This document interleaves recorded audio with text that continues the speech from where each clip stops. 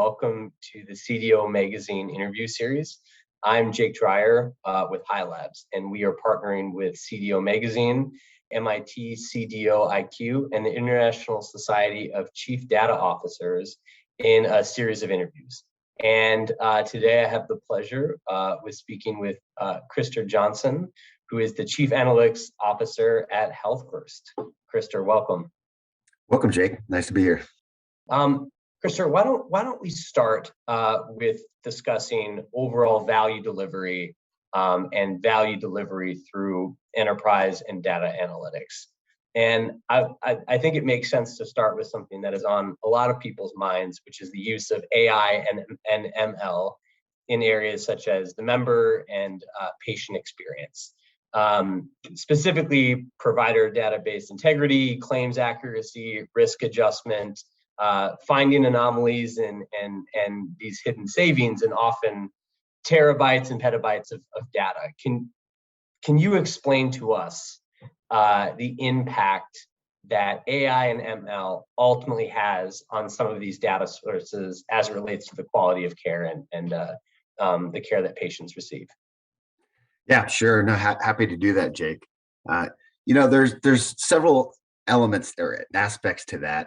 The one I like to start with really is the key thing of why AI and ML is so important is because ultimately, if you think of other industries use AI and ML to do some complex, personalized, reach out, usually trying to drive some type of a sale or a subscription and things like that. And ultimately, what they're trying to do is look at millions and millions of terabytes of data around huge populations of members and what their purchasing behavior is in comparison to their demographic profiles and things, and say, hey, here's a moment in time where I think if I reach out and do X or Y, I could have a desired result.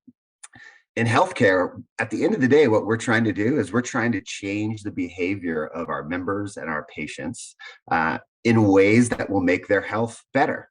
And so we are the industry as a whole is starting to use AI and ML to really start to think about how do I identify those moments in time where a particular intervention and optimizing on the timing, the content, and even the channel of delivery, we can start to influence, give our members and our patients information that might encourage them or to change their behavior in ways that'll make them healthy.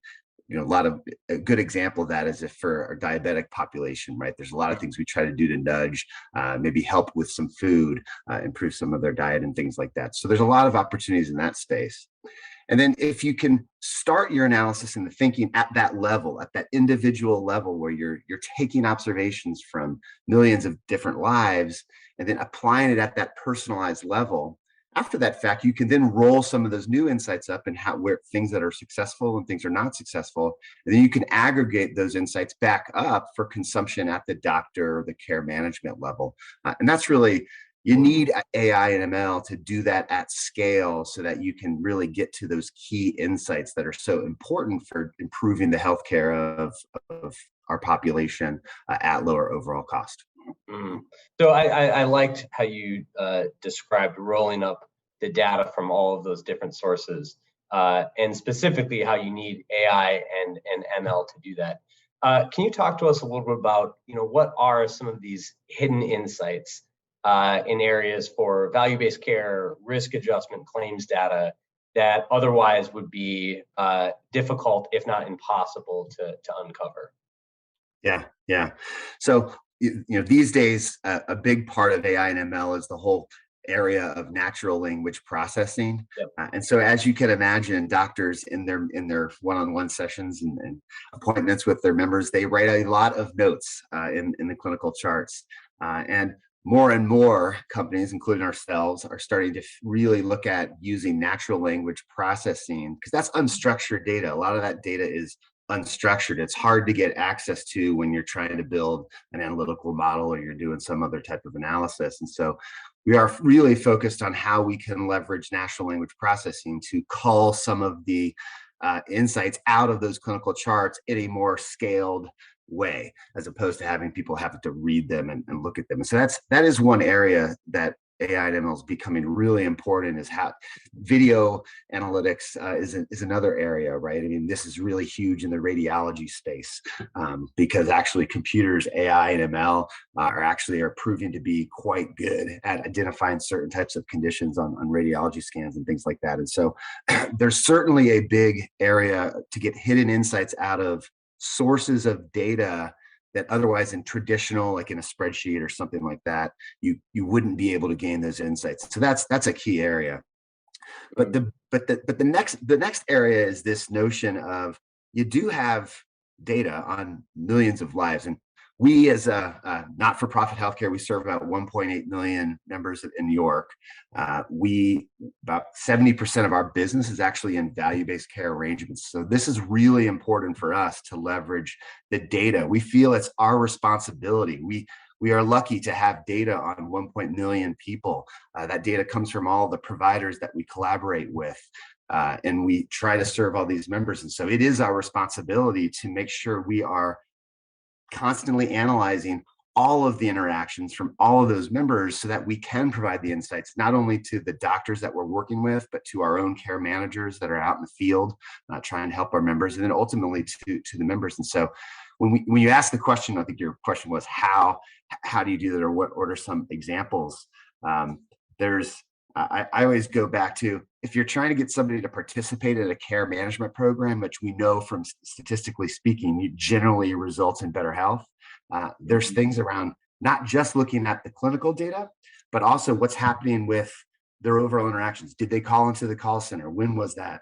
And so more and more, we're trying to use this concept of a time sequence customer journey, where we take claims data merged with our call center data, merged with any data we have from clickstream data, from mobile interactions, or what they did on the web, and sequence that all out so we can define those patterns, so we can then compare when did we actually reach out to these other customers in the past? When was that successful? When was that not?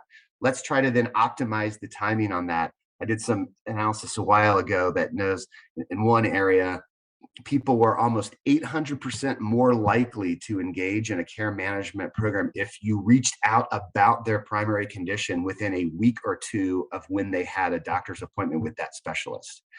So that's hard to do at scale. That type of analysis would be hard to do at scale if you weren't using some form of AI or ML, because that's not something you'd be able to see across millions of lives to really optimize the timing. And so that's when it all becomes really important. Is you have to use the AI and ML to, one, gain insights from unstructured data, new sources of data that you currently can't harvest.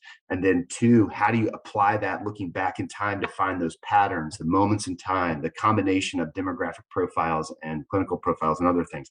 Where are those patterns that then really suggest if you do X here for this type of member, this is going to have a really positive impact on their health and in lowering cost in healthcare systems? I appreciate you brought up the connection between value care and the member experience as it relates to their care journey. And one of the ways that can have a huge impact for patients is when health plans have bad directory data.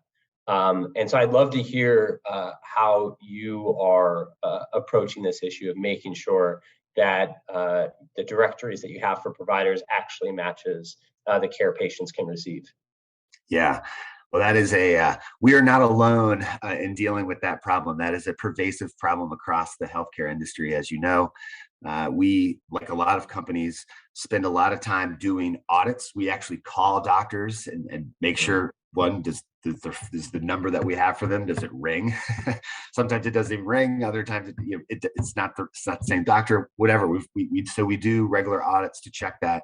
One of the big things about this in provider data management is not just do we have the accurate name and number and specialty and all that stuff, but also, are they taking members? Do they have available appointments? Can you get an appointment? So this ties right back into access. And so there's a lot of work we're doing to figure out not only and understand and improve the quality of our provider data management, but also see how does this apply to access. We're actually going back and looking as part of this effort to see, of the doctors that are in our network, how many times do they actually see our members over the course of a year? And so that's we're expanding the definition of how we're looking at provider data management to include this notion of healthcare access, because that's so important to health equity. And for us, health equity is a really big thing, especially as a company that primarily serves Medicaid and Medicare members. That is a really big important thing. So it's a lot of work, and you got to do the work. I don't think there'll ever be a time where we're going to be able to stop these kind of audits. But if you ask me, the ultimate solution here, and it's a little bit difficult, I don't know how, not necessarily how we're going to get there, but there's one technology that is the right technology for this problem, and it is blockchain, the cryptocurrency technology underlying it. If you think about it, we need some type of a provider data management blockchain where all the stakeholders in the healthcare industry can go to one place that's pervasive, that's secure, and that's where all the right information is. And so every doctor would just have to go to this blockchain and fill out all their information once. All the payers would go to that same blockchain and get that same information. And when the members are ready, they could go to that too.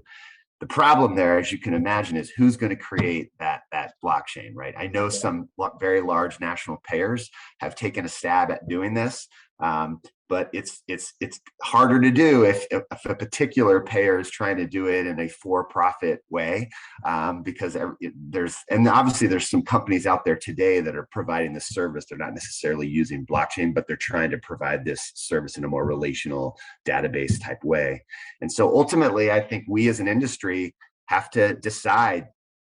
I think it'd be hard to argue that blockchain is not the right technology to solve this provider data management issue.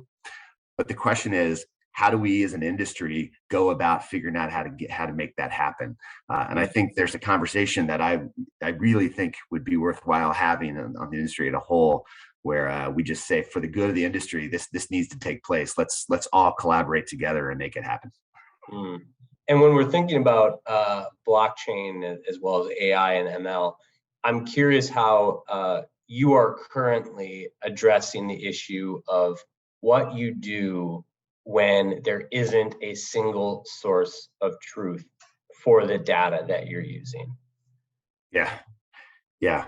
So philosophically speaking here for a second, Jake. Yeah, go philosophically. I think philosophically, I always believe that for any data you're talking about, there is a single source of the truth, because that data was collected through some type of a source system.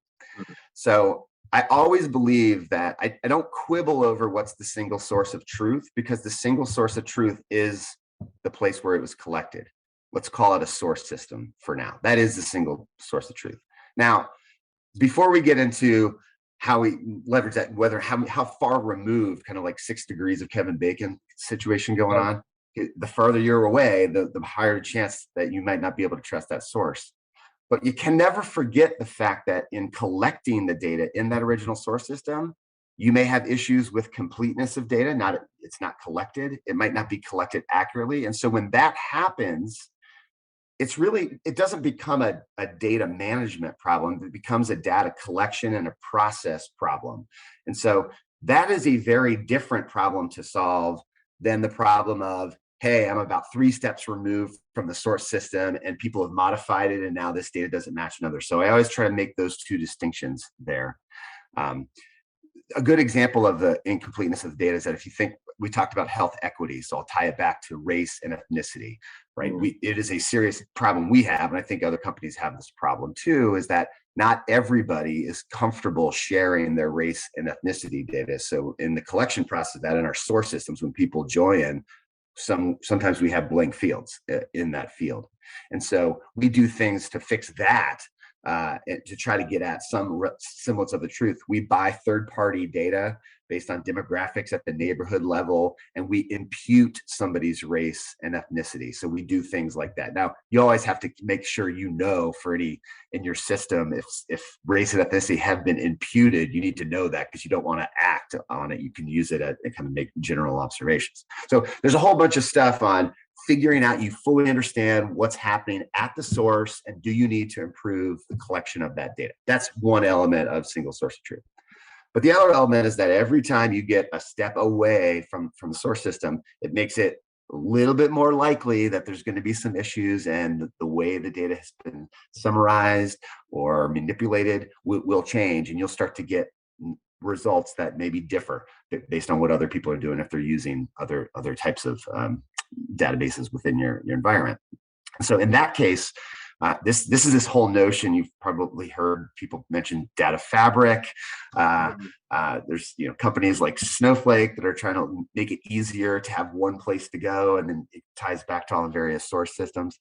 That's all really good. I think the more you can create your data environments in ways where you are, on the whole, lowering the degrees of separation from the source systems that people are using when they're doing analysis, the better off you're going to be. Now, you don't want to ever have all your data analysts and your data scientists pointing right to source systems, because that's going to cause slowness problems and all kinds of other issues. But thinking through how you actually reduce the degrees of separation from your source systems on a more systematic way, I think is the most important thing. And it's what we're trying to go through right now is how do we do that?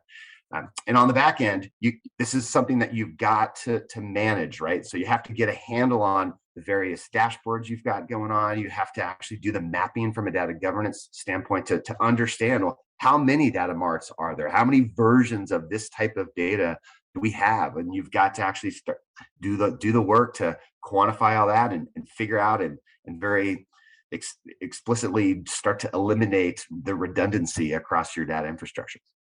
Krishna, this has been an awesome conversation. Really appreciate you taking the time and sharing these insights. It's a great opportunity to be able to talk with a thought leader like yourself. Well, thanks, Jake. I really enjoyed the conversation, and I definitely appreciate your time as well. So thank you. Of course.